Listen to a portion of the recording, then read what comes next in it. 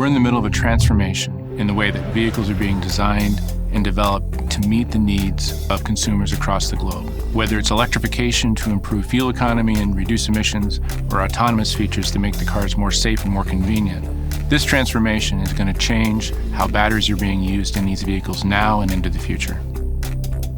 The role of the 12-volt battery has changed dramatically. In the last 10 years, we've seen it shift from being primarily responsible for engine starting to being part of the overall emissions reduction, the fuel economy part of the vehicle performance. What we're going to see now is that it becomes even more critical to the safe operation of the vehicles of the future. And as more electrified vehicles make their way into the car park, even they will require 12-volt batteries. About 15 years ago, in response to increasing emission requirements, particularly in Europe, we saw the advent of a technology called start-stop. And what start-stop does is really allows the engine to shut off when it doesn't need to be running, whether that's at a stoplight or a stop sign. And during that time, the battery has to take all of the electrical loads of the vehicle. This was a new challenge to the technology and required advanced technology batteries from Clarios. More recently, we've seen the advent of mild hybrid technology. In that system, the 12-volt battery is paired with a 48-volt lithium-ion battery to deliver significantly better emissions performance. The battery is still required to start the engine. It's just being part of a larger multi-battery system to deliver significantly increased performance.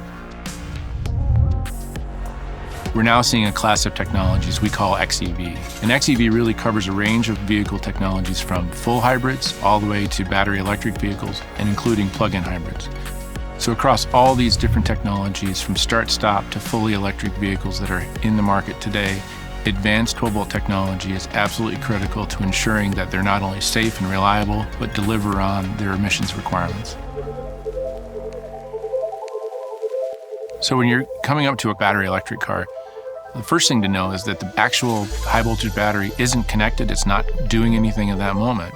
So when you come up to that car and you press the key fob and the lights come on and the doors unlock, all the power to do all of that is coming from the 12-volt battery.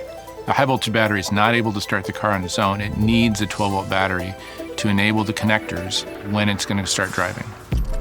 So at this point, the high voltage battery is really providing all of the power for the vehicle, not only what's going to the wheels, but also what's powering the radio or the lights. The 12-volt battery is still there. It's being recharged from any loads that might have been used while the key was off. And in the case that there might be some peak loads, particularly when the steering is being used, that 12-volt battery is still there to cover any peak loads required.